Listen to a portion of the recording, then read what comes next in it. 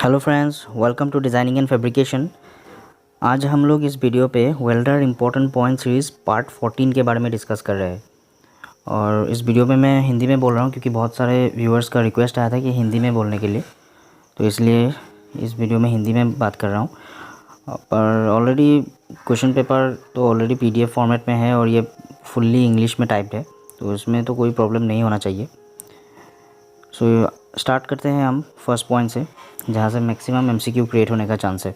तो उसी के ऊपर ये सब 20-20 करके हर एक पार्ट्स पे हम इंपॉर्टेंट पॉइंट्स सीरीज़ डिस्कस करते हैं। तो इस पे फर्स्ट पॉइंट बोल रहे हैं कि how many stages are there in visual inspection in entity. हमें पता है कि एंटिटी में एक विजुअल इंस्पेक्शन एक टेस्ट है जो कॉमन एंटिटी में आता है।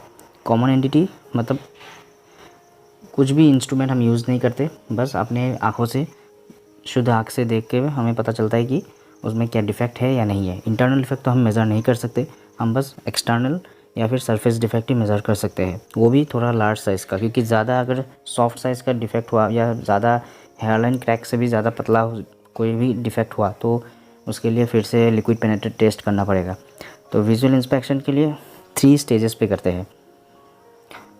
नेक्स्ट पॉइंट बोला है कि which stage the root gap is set in welding process. Welding process में हम रूट गैप कौन सा स्टेज में सेट करते हैं। तो हमेशा रूट गैप हमें बिफोर वेल्डिंग के पहले हमें सेट करना चाहिए। तो before welding stage and after welding stage. After welding stage मतलब फिनिशिंग स्टेज, तो उस पर क्लीनिंग वो सब आता है। तो रूट गैप हमेशा वेल्डिंग स्टेज का पहले करना चाहिए, बिफोर वेल्डिंग स्टेज। क्यों? क्योंकि to get the proper penetration होना चाहिए एकदम रूट के अंदर तक पेनेट्रेशन होने के लिए उसका रूट गैप जो सेट करते हो बिफोर वेल्डिंग। नेक्स्ट पॉइंट कौन बोला है, what is the purpose of inspection in welding. Inspection का ज़रूरत क्या है? हम तो ऐसे ही वेल्डिंग कर सकते हैं, पर इंस्पेक्शन का ज़रूरत इसलिए है कि पता तो चले कि यार कैसा हुआ है, क्वालिटी कैसा है उसका। तो determine the faults and quality of the welds, क्या उसमें डिफेक्ट निकला है या फिर इसका क्वालिटी अच्छा है या नहीं है, बैकअप कितना दे पाएगा, वो स्ट्रेंथ कितना है, उसको ले जानने के लिए डिटरमाइन, इसलिए इंस्पेक्शन टेस्ट होता है। फिर 4 नंबर क्वेश्चन पे बोला है कि how many types of the common non destructive test are there. कितना नॉन डिस्ट्रक्टिव टेस्ट है, वो भी कॉमन। एक है कॉमन, एक है लेबोरेटरी या फिर एक स्पेशलाइज होता है एंटिटी। स्पेशलाइज एंटिटी में जो liquid penetrate test, magnetic particle test, ultrasonic test, radiography test, वो सब आता है। और कॉमन एंटिटी 3 टाइप का होता है। एक तो विजुअल इंस्पेक्शन, उसके ऊपर हमने ऑलरेडी डिस्कस किया है।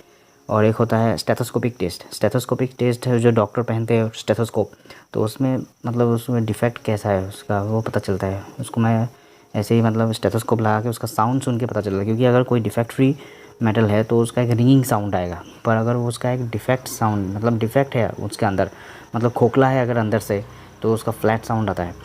और एक होता है जो normally leak and pressure test बोलते हैं। लीक एंड प्रेशर टेस्ट में क्या है, हम प्रेशर अप्लाई करते हैं और उसमें प्रेशर अप्लाई करके बंद करके रख देते हैं। उसके बाद क्या है, अगर उसका प्रेशर डिक्रीज़ हुआ दैट मीन्स वहाँ पे कोई डिफेक्ट है, क्योंकि और तो कोई छेद नहीं है। जो जिस छेद से हमने उसमें प्रेशर डाला है वो तो हमने क्लोज़ करके रख दिया है, सील करके रख दिया है। फिर भी अगर इसका प्रेशर डिक्रीज़ हुआ, इसका मतलब कहीं और डिफेक्ट है, इसके लिए उसमें मतलब प्रेशर डिक्रीज़ हुआ है, तो वो लीक एंड प्रेशर टेस्ट, वो भी एक कॉमन एंटिटी है।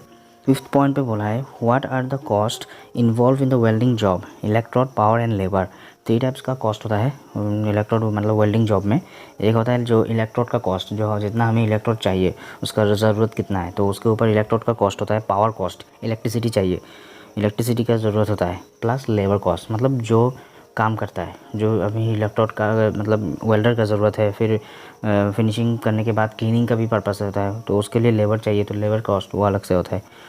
नेक्स्ट पॉइंट बोला है what is the cost involving office expenses, lighting, rent etcetera but not directly related to the job. मतलब जॉब के साथ रिलेटेड डायरेक्टली नहीं है बट इनडायरेक्टली है, तो उसको बोलता है ओवरहेड कॉस्ट। फिनिशिंग कॉस्ट में आता है वो सब, जो उसके बाद ज़रूरत है ऑफिस एक्सपेंस, लाइटिंग, रेंट, वो सब उसको बोलता है ओवरहेड कॉस्ट। नेक्स्ट पॉइंट बोला है what activities are contribute to the fabrication cost. Fabrication cost में कौन सा मतलब एक्टिविटी आता है, तो उसमें आता है preparation cost, welding cost and finishing cost. मतलब जो वेल्डिंग का 3 स्टेज है वही है इसमें, कि वेल्डिंग के पहले हमें प्रिपरेशन करना पड़ेगा, सो उसके लिए preparation cost. Next welding stage में वेल्डिंग कॉस्ट, और वेल्डिंग कॉस्ट के बाद लास्ट में आता है फिनिशिंग कॉस्ट। फिनिशिंग कॉस्ट में after the welding slag removal then cleaning, उसके बाद वायर ब्रश क्लीन करना पड़ता है, वो सब कॉस्ट अलग से, तो फिनिशिंग कॉस्ट। नेक्स्ट 8 पॉइंट पे आता है the welding cost estimation of power cost is V into a मतलब voltage into ampere divide by 1000 into T/60 time in minute. So T/60 into 1/E इसमें into rate per unit. So इसमें बोला है कि ई क्या है, तो ई इसमें efficiency of the machine. Machine का मतलब एफिशिएंसी क्या है, कितना एफिशिएंस है, मतलब उसका एफिशिएंसी कितना है, उसमें वही आइडेंटिफाई किया जाता है 1/E से। तो उसमें हमेशा अल्टरनेटिव करंट का एफिशिएंसी ज़्यादा होता है 0.6 मैक्सिमम अप टू 0.6, और इन case of the direct current DC में उसका एफिशिएंसी थोड़ा सा कम होता है अप टू 0.25। तो यही एक अल्टरनेटिव करंट का एडवांटेज है in case of direct current. Next 9 point पे बोला है कि where do we cut 2.0 mm depth by handsaw मतलब वही जो हैक्सो यूज़ करते हैं उसी बोलते हैं 2 mm depth up to 2 mm depth handsaw to conduct the neck break test cut along the central line of the weld. Neck break test एक DT है, डिस्ट्रक्टिव टेस्ट, तो वो एक वर्कशॉप डिस्ट्रक्टिव टेस्ट है। दो तरफ का डिस्ट्रक्टिव टेस्ट होता है, एक होता है वर्कशॉप और एक होता है लेबोरेटरी। तो वर्कशॉप डिस्ट्रक्टिव टेस्ट में नेक ब्रेक टेस्ट आता है, फैटिक फ्रैक्चर टेस्ट आता है, फिर और एक है फ्री बेंड टेस्ट वो भी आता है। तो नेक ब्रेक टेस्ट में क्या आता है, जो अलॉन्ग द सेंटर लाइन, जो वेल्डिंग का जो सेंटर लाइन है उसमें से एक ग्रुप मतलब काटा हुआ आता है, एक ग्रुप 2 mm का डेप्थ तक तो 2 mm डेप्थ तक एक ग्रुप काटना होता है, और ग्रुप काटने के बाद उसको हम बैंड करते हैं, ब्रेक करते हैं या फिर बैंड करते हैं। बैंड करने से वो ब्रेक हो जाता है, वो एक DT है, डिस्ट्रक्टिव टेस्ट। तो डिस्ट्रक्टिव टेस्ट इसलिए बोलते हैं क्योंकि उसके बाद हम वो जॉब और फिर से यूज़ नहीं कर सकते, उस जॉब को हम फिर से मतलब वैसे पहले की तरह नहीं कर सकते क्योंकि उसको ऑलरेडी डिस्ट्रॉय कर दिया गया है। तो उसके लिए जो एक ग्रुप बना हुआ आता है 2 mm डेप्थ का, वो ग्रुप सेंटर लाइन वेल्डिंग का जो सेंटर लाइन है उस सेंटर लाइन की ओर मतलब बनाया जाता है, cut along the centre line of the weld. Next point बोला है what type of the test is visual inspection test non destructive test. Visual inspection test एक NDT है, नॉन डिस्ट्रक्टिव टेस्ट। नेक्स्ट बोला है what is the test to find the weld defect using the sound waves echo displayed on the calibrated screen. इसको बोलते हैं ultrasonic test. Sound test दो तरफ का होता है, एक होता है कॉमन जो NDT है उसमें भी आता है साउंड टेस्ट, वो होता है स्टेथोस्कोपिक टेस्ट, और एक होता है अल्ट्रासोनिक टेस्ट। अल्ट्रासोनिक टेस्ट वो है स्पेशलाइज NDT, उसमें ये भी पता चलता है कि डिफेक्ट तो है पर डिफेक्ट का शेप कैसा है, साइज़ कैसा है, वो कैसा डिफेक्ट है, दिखने में कैसा है, वो भी पता चलता है क्योंकि उसमें मतलब एक ट्रांसमीटर होता है, एक रिसीवर होता है। जो ट्रांसमीटर रिसीवर से जब टच होता है तो उसमें वेव फॉर्म होता है, पल्सेस, उसको पल्सेस बोलते हैं। अगर कोई डिफेक्ट नहीं है तो एक ट्रांसमिटिंग पल्स और एक रिसीविंग पल्स ही निकलेगा, मतलब ऐसा एक ट्रांसमिटिंग पल्स और एक रिसीविंग पल्स, ये है पूरा डिफेक्ट फ्री। और अगर अंदर कोई डिफेक्ट है तो एक ट्रांसमिटिंग पल्स के बाद ऐसा एक्स्ट्रा कोई पल्स निकलेगा, उसके बाद रिसीविंग पल्स। ये बीच में जो ये पल्स है इसका मतलब है यहाँ पे कोई डिफेक्ट है। तो नेक्स्ट है अल्ट्रासोनिक के बाद ये नेक्स्ट पॉइंट 12 पॉइंट बोलता है कि what is the NDT method using the sound as a source. बस साउंड ऐसे ही सोर्स की तरह यूज़ किया जाता है, उसमें बोलते हैं वही स्टेथोस्कोपिक टेस्ट है। इसमें कोई एक्सटर्नली ये सब नहीं है, मतलब स्पेशली कोई ट्रांसमीटर रिसीवर इसकी तो ज़रूरत नहीं है, ये बस सिंपल है common NDT stethoscopic test.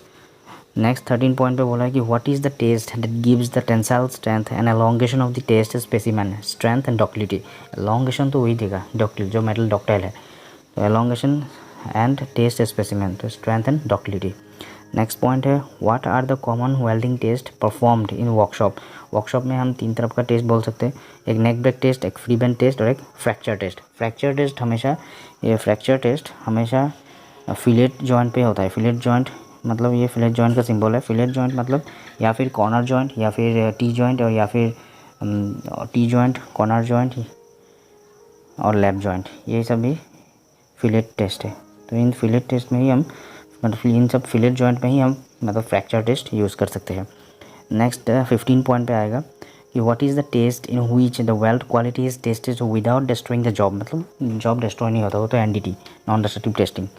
Next 16 point पे होगा which type of the test is generally not use on the final product. Final product में हम यूज़ नहीं कर सकते, मतलब जॉब जब सब कुछ होके निकल गया आफ्टर द फिनिशिंग कॉस्ट, तो उसके बाद हम NDT करते हैं, DT नहीं करते क्योंकि हम डिस्ट्रक्टिव टेस्ट करेंगे तो ख़राब हो जाएगा, तो उसको बोलते हैं डिस्ट्रक्टिव टेस्ट, जो हम नहीं करते, या बोला है नॉट यूज़, सो वो डिस्ट्रक्टिव टेस्ट है।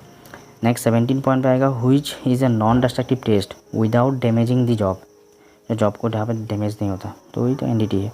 नेक्स्ट 18 पॉइंट पे बोला है कि what is the test if the weld specimen is placed in between the x ray unit and film. X ray unit और फिल्म के बीच में जो रखा है स्पेसिमेन को, तो उससे कौन सा मतलब वो टेस्ट को क्या नाम है, वो तो रेडियोग्राफी टेस्ट है, क्योंकि रेडियोग्राफी टेस्ट में ही हम एक्सरे यूज़ करते हैं।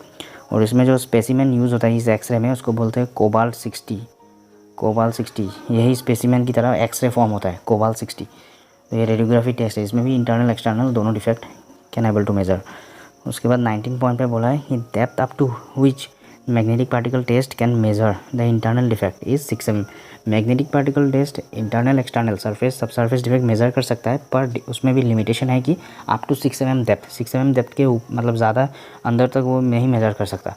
अप टू 6 mm डेप्थ तक ही वो मेजर कर सकता है या फिर डिफेक्ट डिटेक्ट कर सकता है मैग्नेटिक पार्टिकल टेस्ट। और which entity is only use for ferrous metal, वो भी मैग्नेटिक पार्टिकल टेस्ट, क्योंकि फेरस मेटल में ही मैग्नेट काम करेगा, क्योंकि मैग्नेट तो आयरन को अट्रैक्ट करेगा, तो फेरस मेटल में ही काम करेगा, वो नॉन फेरस मेटल पे काम नहीं करेगा। और जो मैग्नेटिक पार्टिकल टेस्ट है वो ऐसा होता है कि उसमें यहाँ पे अगर कोई क्रैक है, हेयरलाइन क्रैक है और ये एक फेरस मेटल है, तो यहाँ पे प्लस माइनस 2 मैग्नेट रखेगा। तो इसमें नॉर्मली मैग्नेटिक पार्टिकल का ये एक डिफेक्ट है, तो इसमें ऐसा करके वेव फॉर्म होगा, ऐसा करके वेव फॉर्म होगा, मतलब यहाँ पे मैग्नेटिक जो फील्ड है वो ऐसा करके फॉर्म होगा, क्योंकि यहाँ पे जो एक डिफेक्ट है वो यहाँ पे माइनस का एक्ट करेगा और यहाँ पे प्लस का एक्ट करेगा। सो यहाँ पे एक फील्ड फॉर्म होगा, यहाँ पे एक फील्ड फॉर्म होगा, तो यहाँ से पता चलता है कि इसमें डिफेक्ट है यहाँ पे। पर अगर जो डिफेक्ट फ्री है मैग्नेटिक पार्टिकल टेस्ट में, अगर कोई डिफेक्ट नहीं है, यहाँ पे प्लस यहाँ पे माइनस है, तो डायरेक्ट ऐसा होगा और डायरेक्ट ऐसा होगा, मतलब मैग्नेटिक फील्ड ऐसा करके फॉर्म होगा, ऐसा करके मैग्नेटिक फील्ड ऐसा करके फॉर्म होगा, मतलब बीच में ऐसा कोई डिफेक्ट नहीं है, तो बीच में कोई अलग से वेव फॉर्म नहीं होगा। तो इसी से हमें पता चलता है कि कहाँ पे डिफेक्ट है या नहीं है। सो फ्रेंड्स, आज के लिए इतना ही। नेक्स्ट वीडियो में मिलते हैं नेक्स्ट सीरीज़ के साथ। लाइक कीजिए, शेयर कीजिए, सब्सक्राइब कीजिए। Thanks for watching.